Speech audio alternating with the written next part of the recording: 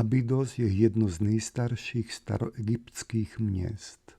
Věřilo se, že zde byl pochován zabitý bůh Osiris. I faraon Narmer, zakladatel první dynastie, zde měl svůj hrob.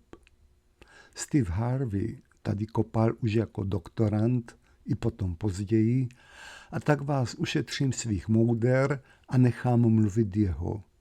Pro ty, kdo angličtinou moc nevládnou, jsem přidal dost zkrácené titulky.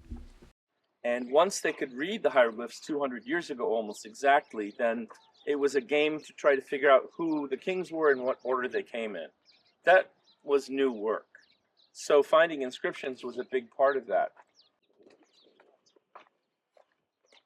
So, you know, when we talk about archaeological knowledge, we have to remember that we often do not know what we're looking at. And here, there's a very good reason eventually to carefully excavate it out. And you can see all those ash layers.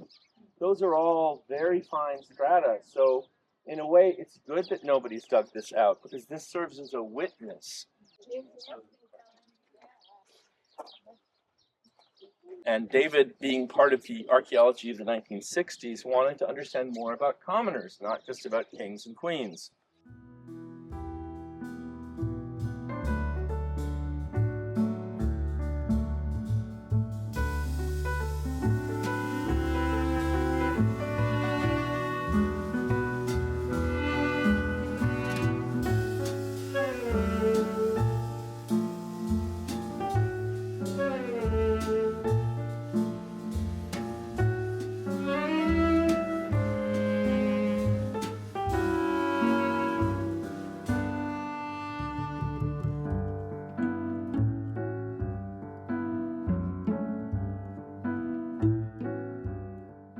Well, they wanted to participate in the rituals for eternity.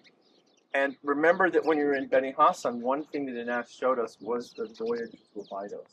So it was a pilgrimage place, and it was a place kind of like, in a way that Mecca and Medina play in Islamic society, where you go there once in your lifetime to honor Osiris, and then if you can make a monument that lets you always remain there, that's what we want to do.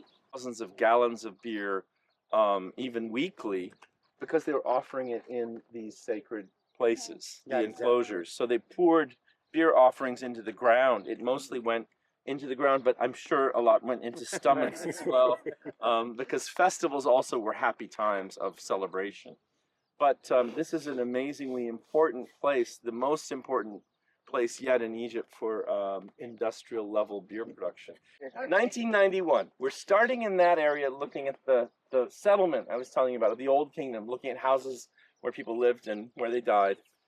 And in 1991, the second half of the season was working under our professor, David O'Connor, and we came here and we were digging outside the Shuna Zabib because we were really just interested in the external walls. And if you can see the decoration of the walls, not this part, but look over there where there's vertical, almost pilasters or pillars. Yeah. That is what we call a niched and buttressed facade. And it's something very much known from Mesopotamia at the same time. And in fact, the Egyptians get this kind of architecture from Mesopotamia. So the outside walls are also niched and buttressed, and the plaster is still preserved from the second dynasty. So we're digging, and one day I'm with my colleague Joe Wegner, who's now his successor as professor at University of Pennsylvania, and we're looking at the brick pattern, and what we're seeing is, like, we called it a battleship curve, and then these things have ends like this.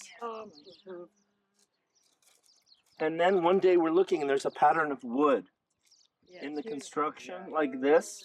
But David had said, do not step on the bricks. The bricks are very fragile.